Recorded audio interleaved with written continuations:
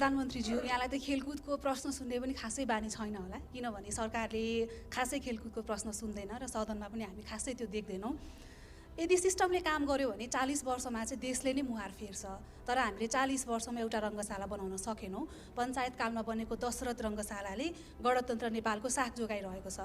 यहाँलाई कहिलेकाहीँ त्यो मन पोल्दैन हामीले अहिलेसम्म एउटा रङ्गशाला किन बनाउन सकेनौँ? कम्तीमा 40,000 दर्शक क्षमताको। हामी मानसिक रूपमा गरिब छौँ अथवा हाम्रो देश नै यति गरिब छ कि हामी अहिलेसम्म एउटा रङ्गशाला बनाउन सक्दैनौँ र बारम्बार हाम्रो खेलाडीले आफ्नो मैदानमा खेल्न पाउँदैनन्। दर्शकले फुटबल हेर्नलाई लाठी खानुपर्छ र सँगसँगै इन्टरनेसनल बुफो पनि आउनुभयो भर्खरै, होन्डा आउनुभयो। उहाँहरूको एउटा बेसिक कुरा नै नेपालको फुटबलको विकासको लागि के छ सुझाव भन्दा पूर्वाधार दिनुहुन्छ। सरकारलाई ठुल्ठुलो इभेन्ट हुँदाखेरि चाहिँ एकदमै धेरै चासो हुन्छ, तर पूर्वाधार बनाएर र यहाँकै नारा आर्थिक समृद्धि खुसी नेपालीको नारालाई पुरा गर्नको लागि चाहिँ खेलकुद क्षेत्र किन प्राथमिकता